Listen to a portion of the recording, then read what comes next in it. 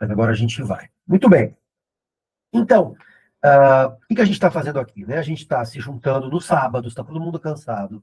Ninguém aguenta mais nada. Mas a gente está se juntando, porque a gente quer se desenvolver, né? Vocês têm uma vontade de se desenvolver, vocês têm uma vontade de fazer alguma coisa a mais, vocês têm uma vontade de exercitar algum músculo aí que não está sendo exercitado nos dias da semana.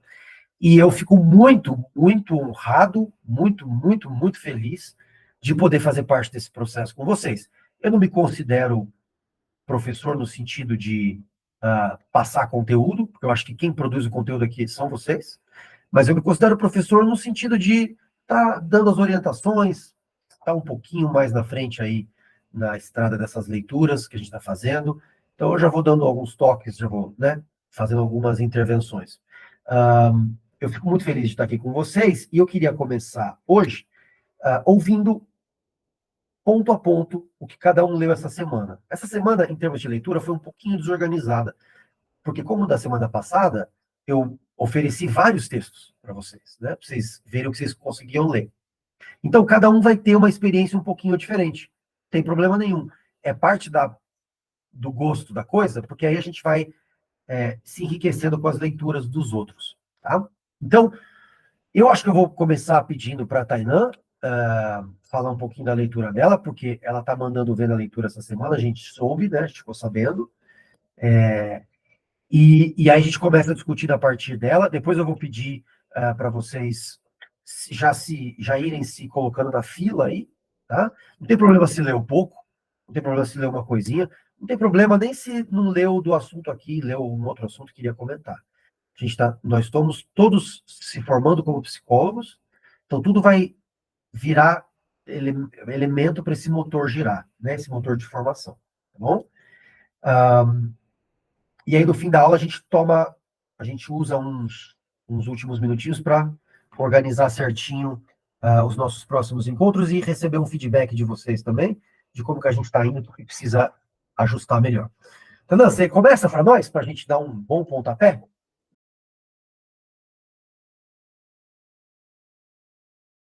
Muito bom.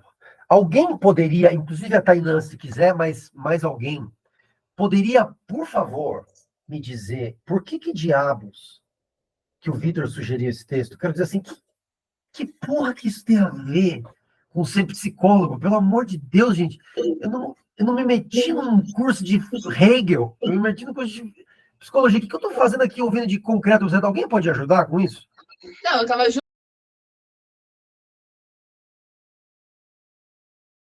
Você lê autocerto direitinho, você ganha um marido. Tá vendo como é que funciona?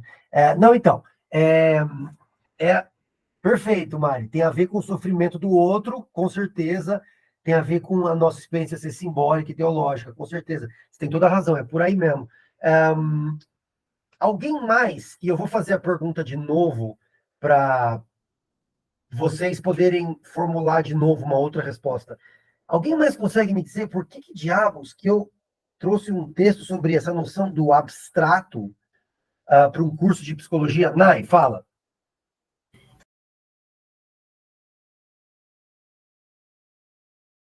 Fechou. Então, por acaso, você bateu no meu calo. Sabe quando a pessoa, você bate no calo da pessoa? Eu escrevi um livro sobre isso. Chama Uma Crítica a Representações Universais de Linguagem, que é justamente esse problema do quanto que o idealismo pensa as coisas infinitamente. Quer dizer, os valores são universais, as noções têm que ser infinitas, as soluções são para tudo, as ideias são para todos, e assim por diante. Né? Essa postura da filosofia idealista. Quando ele está falando do materialismo nesse livro, ele é bem específico. Ele fala, Marx não tinha pretensão de uma teoria que desse conta de tudo. Né? Ele fala, o marxismo é uma teoria da luta de classe, só. Não é uma teoria para tudo. Quando ele está falando, acho que da abstração da ciência. Né? Então, você tem toda a razão de relacionar essa vontade por infinitude com um problema, uma exigência real, material das teorias. Eu te diria assim, pensa na infinitude que nem como um problema da colonização. Como um materialista, eu te diria assim. Pensa na infinitude como um problema de que você tem que dar uma resposta que sirva para mais de um povo, para mais de um tempo. Entende? Quer dizer, o problema do. Tá, eu vou fazer isso então, porque vocês vão ter que me dar 5 minutos, porque esse assunto me empolga demais, eu não vou dar conta. O problema das leis universais, né, é o problema de uma violência que aconteceu entre os povos. Então, quando você, por exemplo, pergunta dos deuses de um povo ameríndio, né? Aqueles deuses, eles moram ali naquela região. Então, tem um deus ali naquela montanha, um deus que vive dentro daquele rio, e assim por diante. Se você tirasse ele da terra dele, que nem fizeram com, por exemplo, as tribos africanas, que foram. As tribos não, né? As civilizações africanas que foram raptadas e trazidas para o Brasil, se você tiraria deles os seus deuses, porque os deuses ameríndios, eles não são universais, eles não estão em algum lugar abstrato, vou dizer assim, do jeito senso comum da palavra. Eles estão num lugar muito real, geográfico, topológico ali, percebe? Então, veja, o Deus universal, ele serve somente na medida em que é preciso chegar em outros lugares. Até o Deus do Olimpo, o Monte Olimpo, ele é geográfico, ele não é literalmente geográfico, mas ele é um monte em algum lugar. Quer dizer, os deuses estão localizados em algum lugar para os gregos. Mas no caso da apropriação romana dos deuses, e aí depois, no caso das transições para o monoteísmo, esse Deus vai se tornando cada vez mais assim, deslocalizado. É a mesma coisa para a língua, né? Então, por exemplo, o latim. O latim não é uma língua mãe. O latim é uma língua. Os padres, não foi os franciscanos, foi os jesuítas.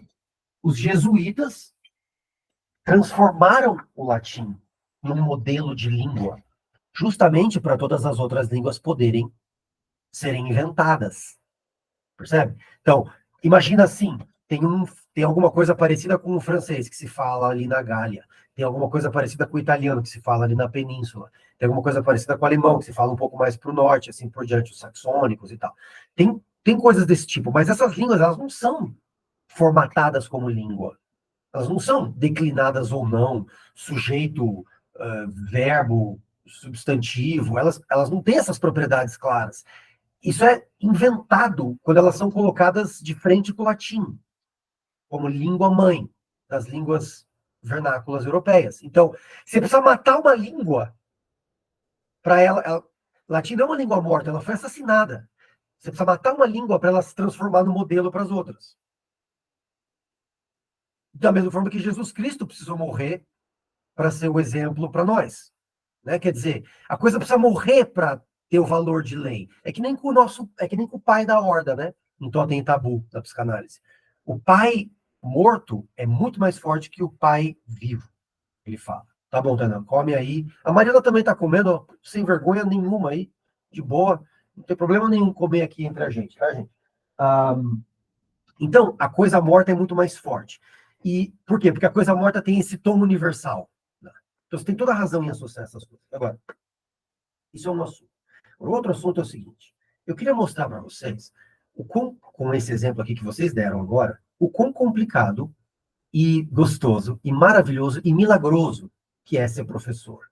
Tá? Eu perguntei para vocês assim: por que diabos que um curso prático de psicologia tem que se ver com esse problema aí do abstrato e tal, do outro ser, né? Por que diabos? Aí eu perguntei para vocês, pedi para vocês responderem. A Mariana falou que tem alguma coisa a ver com o fato de que o outro sofre, certo? O outro sofre. E que esse sofrimento, ele é atravessado nesse espaço da abstração da linguagem, né? Quer dizer, o sofrimento, ele não é concreto, ele é simbólico já, por natureza. Então, ele já está no campo da linguagem. Ele já tem a ver com o meu gênero, com a minha raça, com a minha posição na sociedade, com o jeito que as pessoas me veem. Ele já está se vendo com todo esse registro simbólico aí de experiências, né? Então, essa é uma resposta. Está corretíssimo. Aí, eu pedi para vocês falarem, e a Nayara falou da abstração nas abordagens. Olha só que resposta interessante. Ela falou: a abordagem psicológica é uma abstração. Então, para pensar a abstração como modelo de contato com o real do outro. Né? Então, é assim que eu li a resposta dela. Tipo assim, que tem uma teoria, que é uma abstração, que é uma abordagem, a psicanálise, comportamentalismo. Essas são abstrações, correto? Bem, então elas estão lá, e é com elas que a gente se encontra com o outro. A gente não se encontra diretamente com o outro. Né? A nossa visão é atravessada por uma abstração. Então, essa resposta é maravilhosa também. Tá ótimo. Quando a Tainan perguntou isso daí, ela falou do negócio de validar a realidade, ou da relação do concreto e do abstrato. Que eu entendi, ou eu poderia assim, orientar, na direção de pensar que o abstrato é a condição de possibilidade de leitura de qualquer concreto. Tá? Tanto que eu falei para vocês naquela aula, né? O concreto é só uma ilusão do abstrato, porque sempre que você vai se ver com o concreto, você bate no abstrato. Né? E o Althusser tem um jeito tão lindo de dizer isso, ele fala assim, ó, no último parágrafo do texto, ele fala assim: uma história de Oscar Wilde conta à sua maneira a criação do mundo, do paraíso, de Adão e Eva. Deus, naquele tempo, distraído, esqueceu de dar a eles a linguagem. E Wilde explica que Adão e Eva nunca se encontraram. E, em consequência, nada aconteceu. Nem a serpente, nem o fruto da árvore do bem e do mal, e, portanto, nem o pecado, nem, portanto, toda a sequência de catástrofes, nem, portanto, a encarnação, nem, portanto, a redenção do mundo. E porque eles nunca se encontraram, aí ele cita o Oscar Wilde. O Oscar Wilde fala o seguinte: como não sabiam falar, não podiam se ver.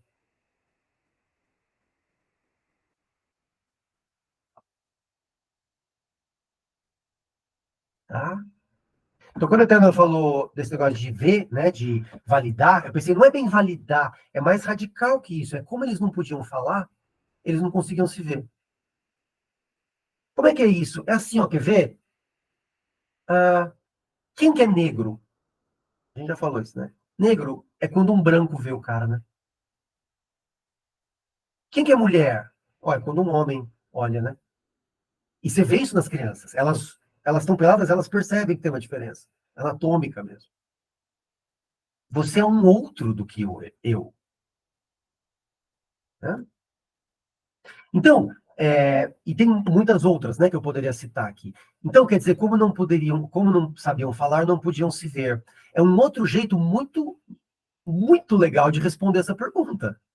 De que tem a ver com o que a gente está lendo o negócio da abstração. Né? E veja como é que é ser professor. Eu queria que vocês entendessem a minha posição, porque alguns de vocês vão ser professores no futuro, e mesmo que vocês não sejam, eu queria que vocês entendessem o que acontece aqui. Vocês entendessem melhor o que acontece aqui. Veja, um professor bom, qualquer professor bom, não só eu sei que eu sou o melhor, mas muitos outros são bons também. Qualquer professor bom, tem pavor de responder alguma coisa que é perguntada na sala de aula. Porque se eu tivesse respondido, essas três respostas, todas maravilhosas, não teriam aparecido.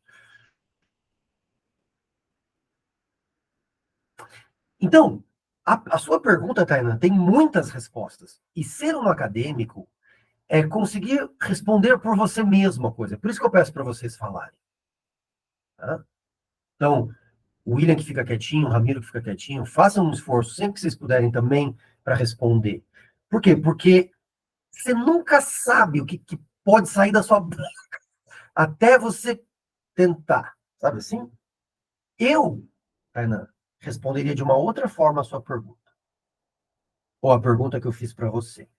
Vocês podem anotar se vocês quiserem. Ó, a Mariana falou que um jeito de pensar na questão do abstrato é pensar que o sofrimento do outro é abstrato. Isso é um item. O sofrimento do outro é abstrato. Ele passa pela abstração para sofrer. Ele não sofre no concreto. O tigre não está lá, qual que é o sentido da minha vida? Não, é só o ser humano que faz isso, é só quem tem linguagem que faz isso. Então, o sofrimento passa pela abstração, sempre. É simbólico o sofrimento, sempre. Mesmo o sofrimento que parece concreto é simbólico. Quer ver? Vocês vão achar que é loucura, mas não é. Quer ver? O cara perde o braço na guerra. Vocês vão me dizer, Vitor, Perder braço não é simbólico. Perder braço é concreto. É o braço, não é o nome do braço. Né? É o braço. Mas eu te digo, veja, o corpo é simbólico. A gente tem uma certa percepção do nosso corpo. Vocês já passaram por algum momento escatológico de alguém mexer com os limites do seu corpo, tipo uma cirurgia que você está acordado, ou algum acidente que tem uma parte de você saindo? É um negócio aterrorizador. As maiores formas de terror, de filme de terror, são os terrores que mexem com o corpo.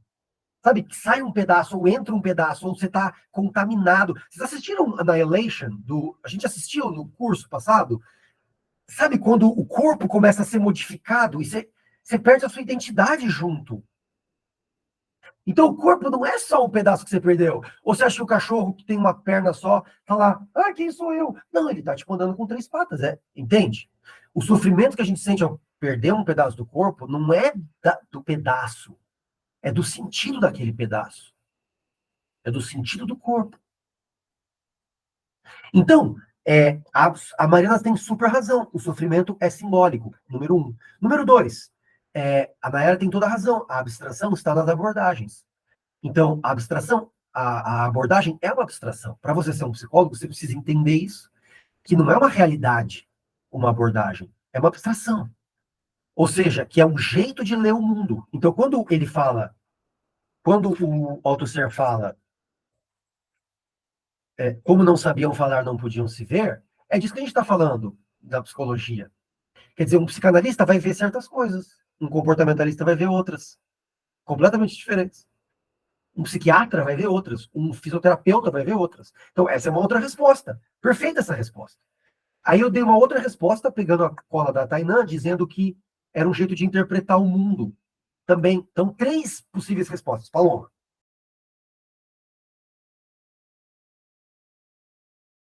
Ver as práticas, olha lá, quarta resposta, tá vendo? As práticas sociais estão o tempo inteiro atravessadas pela abstração. E a abstração não só é atravessada pelas práticas sociais, mas atravessa o corpo, atravessa o jeito que a gente vê. Então tem mais uma possível resposta. Eu, por mim, daria uma quinta, que vocês podem anotar também, se vocês quiserem, que é a seguinte. Uma tendência de toda a teoria idealista e muitas das abordagens psicológicas, muitas das filosofias, algumas partes da biologia e das ciências exatas, biológicas, é idealista. As ciências idealistas, elas tendem a ver um sujeito anterior ao simbólico. Um sujeito no qual o simbólico é simplesmente um complemento. E essa é a imagem de sujeito que a gente aprende no senso comum e na escola. Então, como é que a gente aprende? A gente aprende assim: o ser humano é um ser, é um bicho, e ele tem certas capacidades intelectuais por causa da biologia dele. A gente não tem o cérebro de um passarinho, a gente não tem o cérebro de uma baleia, a gente tem o cérebro do ser humano. Então, a gente tem certas capacidades, e aí esse ser humano existe no mundo, e ele, depois de existir no mundo, vai aprendendo a linguagem, vamos supor, ou os costumes. Tá? Então, veja, essa figura, nesse retrato do ser humano, a linguagem é uma parte da experiência. Entende?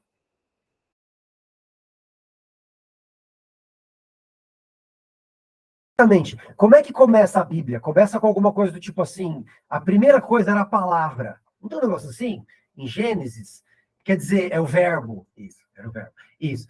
Quer dizer, a primeira coisa é o verbo, no sentido de que, nesse mesmo sentido de que, como não falavam, não puderam se ver. Então, veja, eu vou ler um pouquinho de Peixe para vocês, tá? E é um pouco avançado, é difícil, mas é o meu grande amor da vida. Desculpa, Mariana, mas assim, tem coisas que a gente não consegue evitar. Esse é o meu grande amor da minha vida, esse cara. Olha só como ele fala. Ele fala assim, ó: de acordo com o narcisismo universal do pensamento humano, a gente é narcísico por natureza. A gente acha que o mundo é para nós. A gente acha que a gente é especial, né? Então, de acordo com o narcisismo universal do pensamento humano, o sujeito é de direito um estrategista consciente, racional e lógico operatório. Ele opera pela lógica. Eu vou por ali, não por aqui. Acho melhor fazer assim do que assado, assim por diante. Cujos poderes se encontram limitados, de fato, na sua emergência progressiva. Quer dizer, ele vai desenvolvendo seus poderes na sua aquisição por coerções biológicas de um lado, tipo assim, a série de coerções ligadas ao fato de que esse sujeito está num organismo, né? Então tem perturbações, malformações, traumatismos e assim por diante. E por coerções sociológicas de outro lado. As séries de coerções ligadas ao fato de que esse sujeito só pode viver em sociedade, cooperação com os outros, com o conjunto de congêneres, sujeitos estrategistas também, assim por diante. Então, o que ele está dizendo? Ele está dizendo assim, biopsicossocial. Né? Aí ele continua, ele fala assim, no espaço desse mito psicológico, ele já chamou de mito para tirar um sarro. No espaço desse mito psicológico, a história não é outra coisa do que o resultante de uma série de situações, de interações. Tipo, a história é assim, o Gorbachev lidando com o George W. Bush, aí o Napoleão fazendo tal coisa. Isso que é a história. A história é tipo um monte de gente fazendo coisas, tá? Reais. A língua não é outra coisa que uma fraca porção dessas interações simbólicas. E o inconsciente não é outra coisa que a não consciência. Tipo assim, quando você está apagado, quando você está dormindo, quando você bebeu e... né? Aí ele fala assim, seria olha, ele tira sarro de vocês. Faz 30, 40 anos que ele morreu, mas ele ainda está tirando sarro. Ele fala assim, seria profundamente injusto atribuir só aos psicólogos profissionais a responsabilidade desse mito onipresente do sujeito psicológico. O que eles fizeram foi só dar forma, através de construções formais, experimentais, mais ou menos sofisticadas, tirando mais sarro, a representações que vêm à mente de todo sujeito humano normal, ocidental. Viajante de comércio, diplomata, empregada, militar, desde que ele é levado, por essa ou aquela via, a produzir a sua epistemologia espontânea da ação humana. Os universitários não têm, a priori, nenhuma razão para escapar a essa evidência. O que ele está dizendo? Ele está dizendo assim, a gente desenvolve uma epistemologia espontânea da ação humana. A gente não só tem ações no mundo, mas a gente inventa motivos para essas ações. E a gente atribui esses motivos para os outros. Né? Então, vocês já ouviram isso? Vocês já ouviram? Vocês estão num bar, vocês acabaram de terminar com a namorada, um namorado, e aí um amigo seu bate na costa e fala, cara, mas mulher só tá interessada no cara mais charmoso, bonito e tal, não se preocupa, daqui a pouco aparece. Ele atribui a uma outra pessoa uma episteme de como que as pessoas se comportam. Sabe assim? Mulher isso, ser humano aquilo, brasileiro tal coisa, africano não sei o quê, europeu é assim, não sei o quê, índio é assado. Então, uma epistemologia espontânea da ação humana. Tá? Muito bem. Então, veja. O que eu estava querendo desenvolver com vocês, quando eu propus esse texto, que foi diferente de todas as conclusões que vocês tiraram, que foram maravilhosas, é o seguinte. Eu queria destruir aqui com vocês o sujeito biopsicossocial. Eu queria eliminar ele do nosso vocabulário. E eu queria concordar em ser bíblico e Velho Testamento aqui com vocês, em dizer que no começo havia o verbo.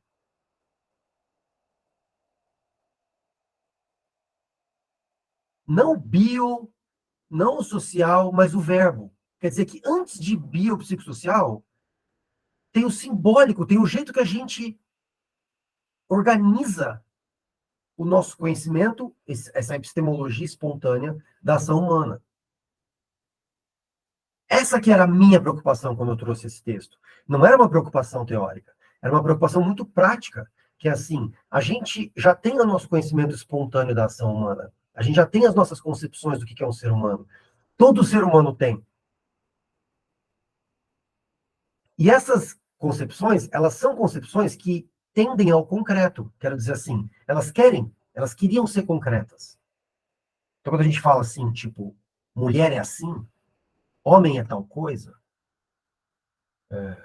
africano não sei o quê, brasileiro não sei o quê, europeu. Quando a gente fala essas coisas, a gente acha que a gente está descrevendo o concreto. Não é verdade?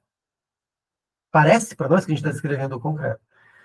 Mas o que a gente está fazendo é construindo mais uma abstração através da qual lê o mundo.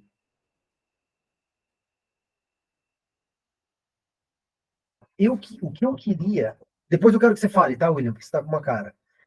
Eu vou te pedir para falar daqui a um segundo, para ver o que precisa ser retrabalhado. Mas o que eu queria é que a gente mapeasse o nosso próprio cérebro, tipo, eu queria que a gente mapeasse os nossos próprios pensamentos e entendesse neles que não existe teoria psicológica e realidade. Existem só uma série de teorias sobre o que é ser humano. Não tem tipo assim, a psicanálise, o comportamentalismo e aqui embaixo a realidade do ser humano. Não, não tem a realidade do ser humano. Porque toda a realidade do ser humano já está em algum espaço abstrato. No começo era o verbo. Então, se você não faz essa abstração científica, se você não desenvolve ela num espaço científico, ela é desenvolvida espontaneamente, que nem o Peixe acabou de descrever aqui. Não existe concretude. Entende? Só existem teorias mais bem desenvolvidas ou científicas, e aí teorias espontâneas da ação humana. Mas é tudo um prisma. Quando você está tentando ficar com alguém totalmente sem prisma nenhum, totalmente na espontaneidade, quando você está transando com alguém que você ama, mesmo ali, ai, que broxante, mesmo ali, você está atravessado pelas abstrações. Você nunca está livre das abstrações. E os outros cientistas têm o luxo de achar que estão, entende? Tipo, um físico tem o luxo de achar que ele está lidando com o concreto. Mas o psicólogo não tem esse luxo.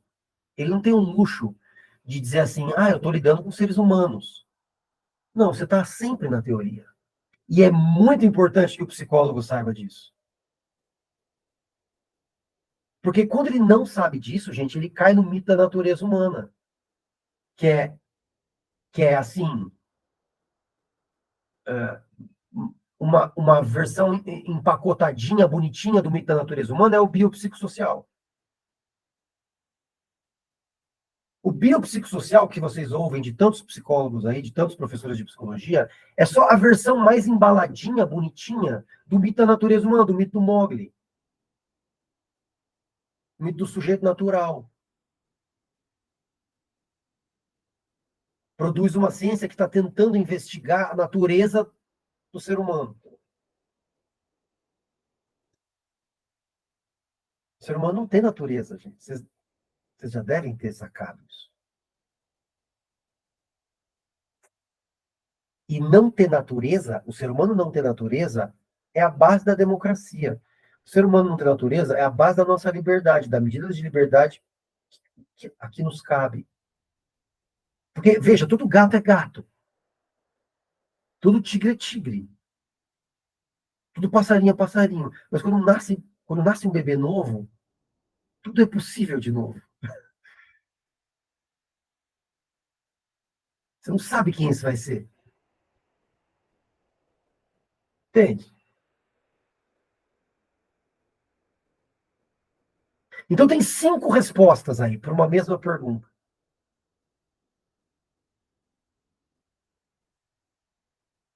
Muito bem. Mais alguém leu? Quer comentar? Eu só queria.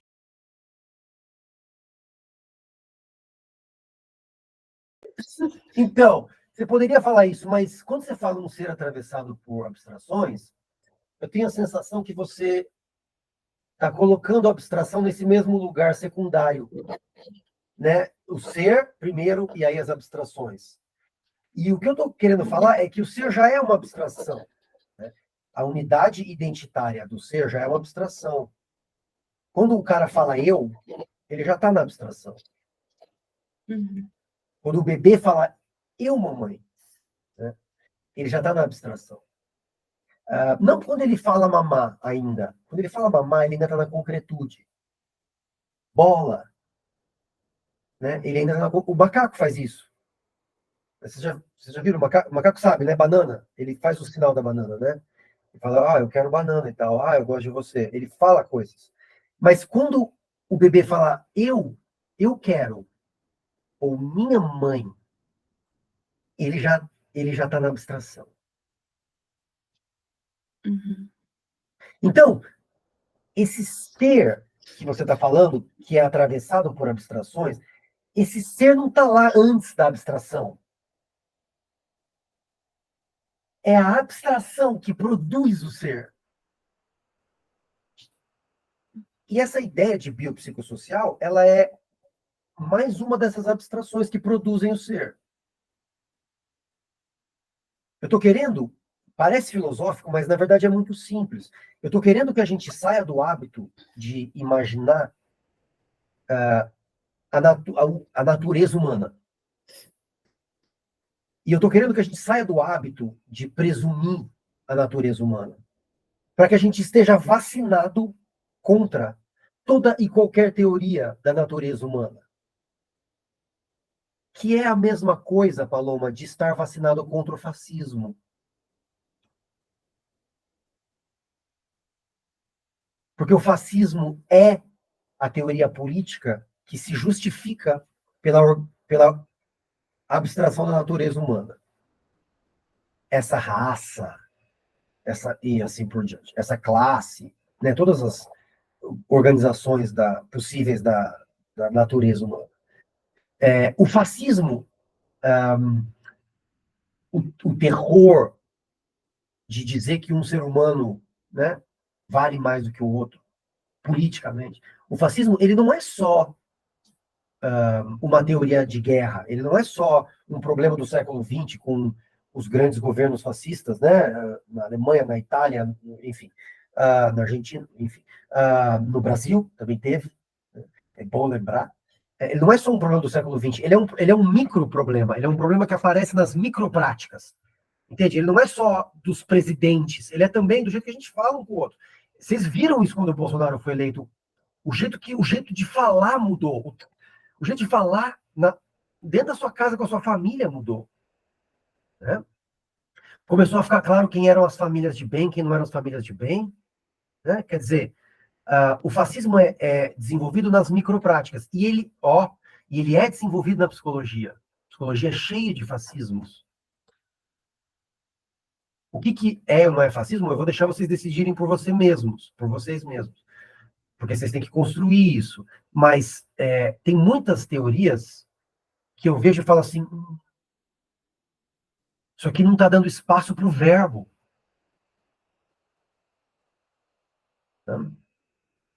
Não, fala.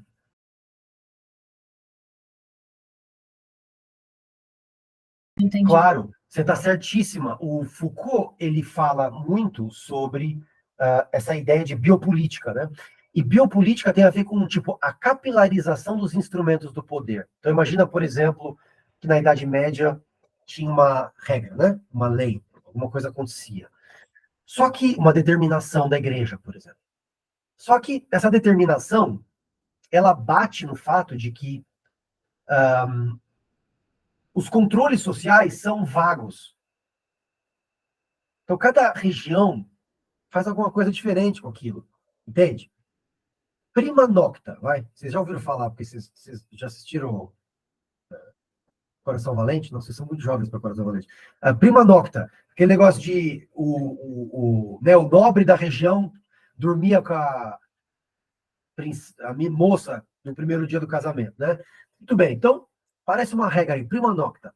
Toda vez eu tenho arrepios quando eu penso num negócio desse. Mas cada região faz alguma coisa com isso. Cada nobre vê se faz ou não faz. Sabe? Uns casam escondidos, outros. É uma coisa meio assim, vaga. Entende? Quando o Foucault está descrevendo biopolítica, ele está falando de uma coisa muito concreta, não é filosofia. Ele está falando assim: olha os instrumentos, os dispositivos, ele chama, do poder, e como eles capilarizaram, tipo, no sentido de veia mesmo, o alcance do poder do Estado. Então, tipo, por exemplo, o seu CPF, por exemplo, ele chega até você, entende? Não é a sua região, não é seu bairro. O governo sabe quem você é. Quer um exemplo extremo disso? Pensa num algoritmo que sabe o que você gosta, por exemplo. Esse é um exemplo perfeito de capilarização. Então, pega um billboard, né? Como é que chama billboard? Lá fora. É o Outdoor? outdoor. Obrigado. Então, pega um outdoor com uma propaganda da Sadia, sei lá, né? Não, tem um exemplo melhor. Aquele negócio da Nivea, de agora você é uma nova mulher, olha que linda que você é com o seu corpo. Aquele negócio da Nivea. Bem grandão na Avenida Paulista. Tá? Quando você passa por ali, todo mundo passa por ali, certo? Então passa uma mulher que está precisando ouvir aquele negócio, estava desesperada por um Nivea para se sentir melhor consigo mesmo. E passa também o filhinho dela, passa também o executivo, passa também o cara que não tem casa, o mendigo, né? Não chama mais mendigo, chama outra coisa. Enfim, passa todo mundo ali. Então, aquele billboard alcança todo mundo, mas ao mesmo tempo, pouca gente. Percebe o que eu estou dizendo? O algoritmo, quando ele te manda uma propaganda, ele sabe quantos anos você tem, ele sabe se você é mulher ou homem, ele sabe se consome coisas caras ou baratas e assim por diante. Ou seja, os algoritmos eles estão ajudando a capilarizar esses dispositivos de consumo, controle, enfim. Tá. Então, é bem por aí, né? Tem uma questão de capilarização. Bom, que mais? Mais alguma pergunta? Faltou alguma coisa? Esquecemos algum assunto? Will!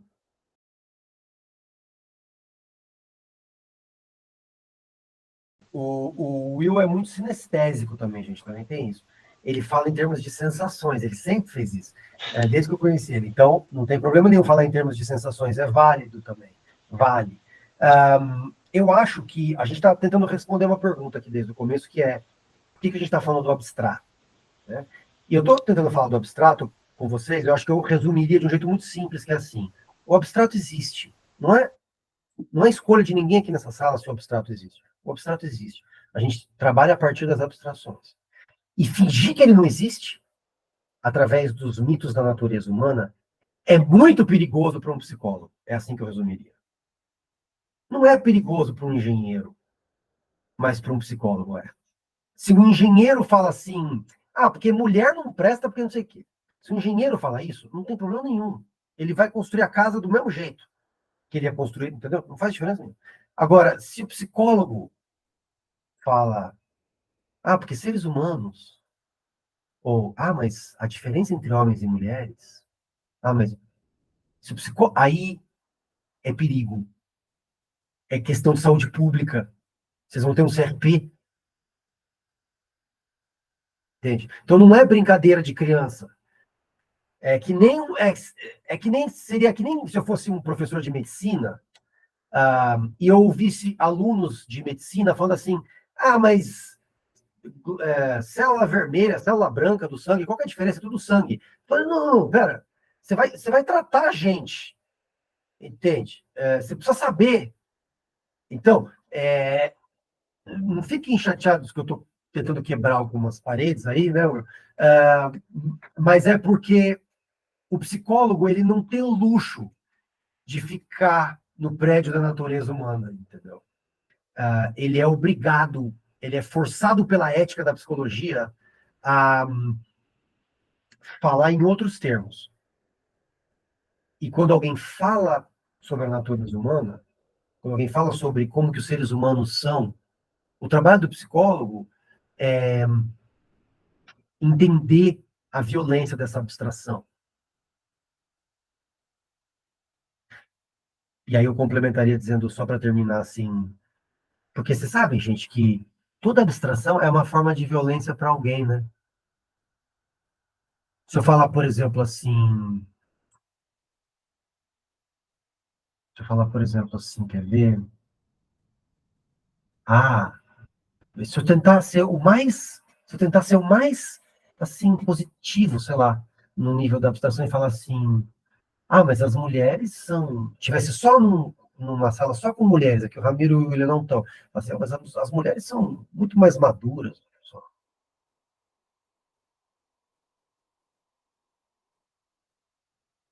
Mesmo assim, eu tiro o direito de alguém de ser imaturo, que também é um direito das mulheres. Quer dizer, toda forma de abstração é uma forma de violência. Isso já foi usado de formas muito mais explícitas, claro, na colonização, na educação burguesa e assim por diante. Mas, e o QI é um exemplo disso. É por isso que eu desviei um pouquinho o nosso caminho para poder, semana que vem, tratar de QI com vocês. Porque o QI é uma forma de violência abstrativa. Mas sempre se trata de algum tipo ou outro de violência. Sempre se trata de algum tipo ou outro de colonização, que eu estava falando com a Nayara hoje. Abstração do pensamento, abstração da experiência. Desculpa, colonização do pensamento, colonização da experiência. Então, quando o Althusser cita, né, porque eles não sabiam falar, eles não se viam, o que ele quer dizer assim, você precisa colonizar o cérebro de alguém a entender a diferença entre mulheres e homens. Entende? Senão você não vê a mulher ali na sua frente, o Adão. Né? Ele precisa passar pelo processo de colonização do pensamento para poder, tipo, reconhecer a diferença entre ele e uma outra. Bom, chega, chega. Eu vou deixar aí cozinhando. Só. Muito bem. Eu estou muito feliz com as leituras de vocês. Eu estou muito orgulhoso. Eu não tinha tido ainda a Tainã e a Nayara nesse contexto mais próximo. Talvez a gente teve aula online, quem sabe, ou nas turmas mais grandes, né? Eu não tinha tido experiência com elas ainda, nem com o Ramiro, e tá todo mundo mandando muito bem. Eu queria conversar algumas coisinhas breves com vocês, e em vez de desenvolver conteúdo aqui hoje. Primeira coisa eu já mencionei, mas eu queria confirmar com vocês. A gente tem uma série de leituras aí, Norbert Elias, Antropologia e tal, Eduardo Viveiro de Castro. Mas a Mariana me fez uma pergunta sobre inteligência em algum momento essa semana, e eu fiquei com muita vontade de ler esse texto que eu sempre recomendo para vocês, mas nunca leio, que é A Falsa Medida do Homem, do Stephen Jay Gould. É um livro famoso, antigo, muito clássico, onde ele vai mostrando ele faz uma historiografia do trabalho de mensuração humana. Então ele começa com a craniometria, aqueles caras que mediam os crânios para ver quem que. Paul Broca. Aí ele fala do QI, das teorias hereditárias de inteligência, do Sybil Burke, enfim, é um livro longo. Ele não é psicólogo, ele é cientista, mas ele faz uma avaliação assim precisa e selvagem do problema científico da mensuração humana. Tá? Então eu queria ver se vocês se interessavam, porque a gente vive falando meio que assim, em termos meio vagos, sobre os problemas da psicometria, né? Mas a gente nunca, de fato, pega para trabalhar isso. Assim. E faz muitos anos que eu li esse livro, eu teria que ler de novo aqui essa semana, rever com vocês, mas eu super me empolgo em fazer isso, pegar alguns textos de crítica à psicometria, para a gente estar imunizado também a certas abstrações da natureza humana que passam aí pela quantificação. Né? Desculpa, Will. Eu acho que seria um negócio gostoso. Eu poderia selecionar pequenos trechos para a gente não ler um livro inteiro, né? Sugerir para vocês, e aí fica só um texto para todo mundo. Talvez dê um outro clima aqui para a aula. Queria ouvir de vocês, o que vocês acham, dá vontade, não dá vontade, o que vocês pensam?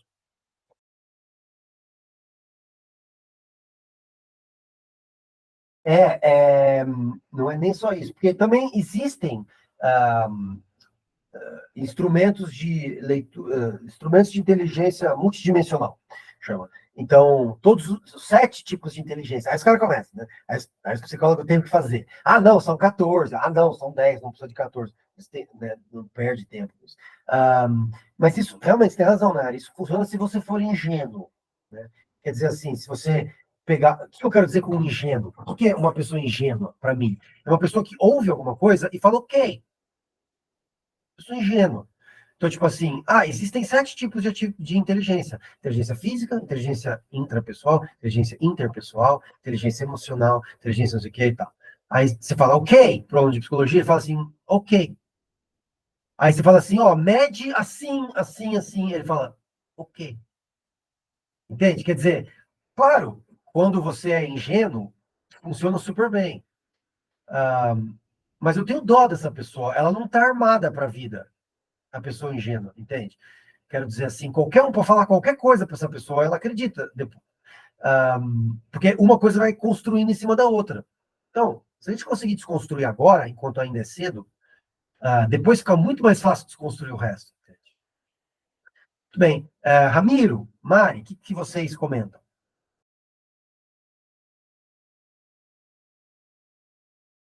Vendo, Will? A diferença entre você e a Mariana é que a Mariana é totalmente perversa. Essa é a diferença básica. Você percebeu? Porque o que é o perverso?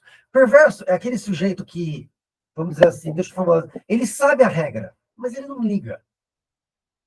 Esse é o perverso, entendeu? Então o que ela está falando? Ela está falando assim, não, eu entendi que é para eu acreditar no que você está falando, professor, mas eu não acredito.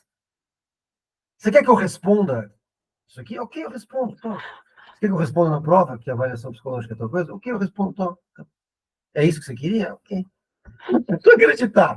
Quero dizer assim, ela tem um certo nível de cinismo teórico que você não tem. Então, você está falando assim, em qual que eu vou acreditar? Você está perguntando. E a Mari está falando assim, eu não preciso acreditar em porra nenhuma. Eu ganho meu salário, vou para casa no fim do dia, que você está tentando convencer? Então, talvez seja um bom exercício, fica o convite. Talvez seja um bom exercício de tipo assim, eu vou ouvir o que esse cara vai falar, vou ver se dá para ter uma conversa aqui com ele. Deixa eu fazer uma pergunta inicial aqui. Professor, avaliação psicológica, ok. Mas e o Siebel-Bert e a análise fatorial e a retificação da inteligência? Como é que você conta sobre esses problemas aí de correlação e causa e assim por diante? Ele vai falar, não, porque inteligência existe, eu digo. Né? Aí você fala, ok, entendi, não tem conversa. Então. Ou então ele vai falar, não, então é interessante você ter falado isso, a ciência se desenvolveu muito desde aquela época, temos novas formas de produzir tal coisa, não é para isso, agora é para aquilo, não é usado de tal forma. Então tem conversa. Sabe assim? Você vê até onde você consegue conversar. Tem professor que não conversa. Que nem eu. Esse cara é a boca. Ah, bom, fica o convite então, tá? Eu vou deixar vocês refletirem e vou propor alguma coisa na segunda. Fiquem à vontade. De qualquer jeito, eu queria deixar esse encontro como marcado como supervisão, ao invés de aula. Então, vou deixar o avanço da leitura mesmo dos textos para a semana que vem, porque a gente teve esse acidente aí durante a semana, o Ezio e a Isa não puderam vir, então eu vou colocar mais uma lá no fim do calendário. Tá? De último, eu queria conversar com vocês sobre produções. Eu não queria que vocês esquecessem. Eu estou querendo de vocês produções. Como é que eu conduzo isso? Alguém tem alguma ideia se prefere escrever, falar, ler na sala? Alguém tem alguma ideia? Você está falando da avaliação, tipo assim, o que a gente conseguiu construir até aqui, é isso? Não precisa ser até aqui, porque muita gente não começou. Mas eu não queria deixar para a última hora vocês verem o que vocês querem fazer.